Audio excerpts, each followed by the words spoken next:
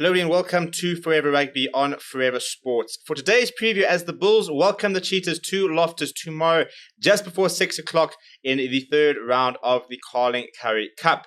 The Bulls so far have been very impressed with the Currie Cup and have probably laid down the marker for the side to beat. They beat the Western Province 40 points to 21 in the last game. Before that, they beat the Pumas 33 points to 19. And a lot of people it's weird because a lot of people initially were quite upset about the fact that some teams weren't taking the Currie Cup more seriously. And then we had the Bulls who named two pretty strong teams. And suddenly a lot of people saying, well, why do they get to name such a strong team? And it all comes down to what your union wants to do in terms of the URC unions who are currently to have to juggle Currie Cup with the URC at the moment. And the Bulls, I think, are very much getting it right in terms of, naming strong sides in both competitions, competing on both fronts. They did lose to Stormers in the URC, so they might have got that one wrong, but they rebounded with a resounding victory against the Lions, and they've still got quite a lot of nice players and very good and world-class players in the side for the Currie Cup clash tomorrow. However, they've also got a lot of space to bring in some youngsters and start blooding more players.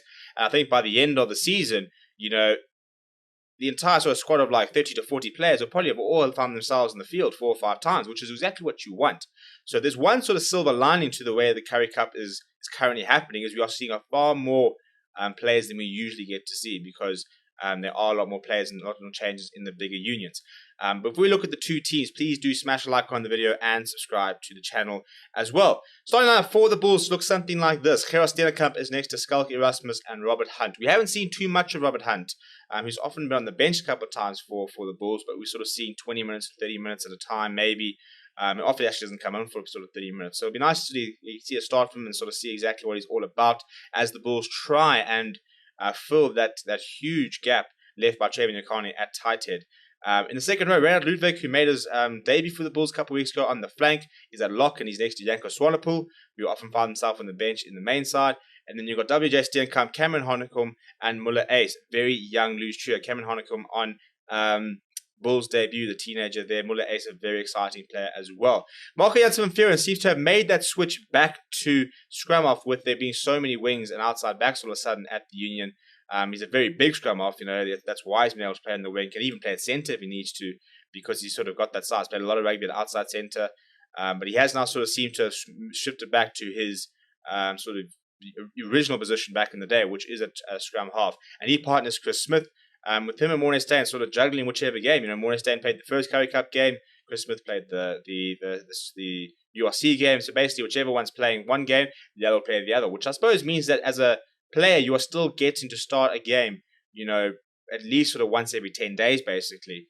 Elsewhere, Trevino Jacobs back into the side in the number 11 jersey. Sibongile Navuka, the very talented youngster on the other wing. It's a very good centre combination. Cornel Hendricks, Stedman Gans. This is the centre combination that the Bulls had about sort of 2020, almost sort of 2020 vibes, when they started playing after lockdown, where they went on that unbelievable streak where they were the best sort of team in the country, and no one could really come close to them. That was the centre combination. I thought Stedman Gans really announced himself back then. Went to the 7s, he's now committed himself to 50s, but we haven't seen as much of him since he's been back as you'd probably like to. David Creel is on at full back. And then off the bench, Joe Fanzel, Lizot Kwaboka, Sebastian Lombard. I quite like the way that they're managing Kwaboka at the moment, who needs game time. He needs to play a lot of rugby, and he hasn't played as much rugby as he would have liked in the last year or two. And that's what he says. He says he needs to be playing. He needs to be getting minutes under the belt if he wants to take the next step and try and push to be back in that Springbok squad. And then you got Sebastian Lombard, who's covering tight head there. It's quite a young bench. You've got the likes of Renan Roots and Jaco Labuskakni as the rest covered. And Keegan Johannes, a very exciting scrum off, very quick off the ball, likes to play with the cuff, a very exciting sort of player. And then FC Du Plessis, who is very highly rated, is back in South Africa playing at the Bulls. We saw him playing a lot of fullback, but good to see that he's probably going to be having fly half here. And then Richard Creel, the utility back, the brother of David Creel, very talented player as well. For the Cheetahs, they welcome back a very big name in the number 14 jersey. Roscoe SPECMAN is back from injury and will start as the Cheetahs look to try and upset the Bulls in Pretoria. In the front row, Skalk Ferreira, Louis van der Vestes, and Amani Coetzee packed down. And then you've got Aiden Davis, who's actually shifted to lock to accommodate what I think is a very exciting loose trio. And you've got Victor Sekikete as well. So I think that this Cheetahs pack is looking pretty formidable, actually, if you look at the likes of having Aiden Davis and then Gideon van der Merwe, Andy Sensila, and Tlali Mosi as your sort of loose trio. You know, Keenan van der Merwe and Disa Nsilo, both sort of very much number 6s and very good over the ball. So to have both of them there means that there are 2 fetchers on the field. And Claudio Moss is also playing some nice rugby. And then you've got the experienced Jean-Ray Rudolph, who'll be coming off the bench.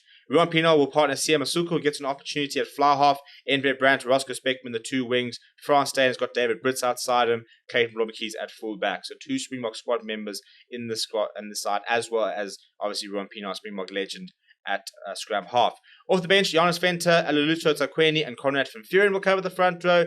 Then Sergio Moreira and Jean-Ray Rudolph cover the rest of the scrum. And then you've got the likes of Rian Kruger, Renaud Fortain, and Robert Everson. So a nice combination across the side of some young players, some up-and-coming players, as well as so much experience and likes of a France Steyn, in a Roscoe Speckman, in a Clayton Romikies. Jean-Ray Rudolph's been around the block as well. Robert Everson's been there and done that. So it's quite a nice sort of combination of that youth and experience that the Cheetahs always sort of seem to have. And again, they're also a team that like to play nice rugby. So hopefully we'll see them throwing the ball around and pushing the Bulls for the full 80 minutes. Let me know what your score predictions are down in the comments below. Please do smash like on the video and subscribe to the channel as well. Thank you very much for watching. My name is Steven. I'll chat to you soon.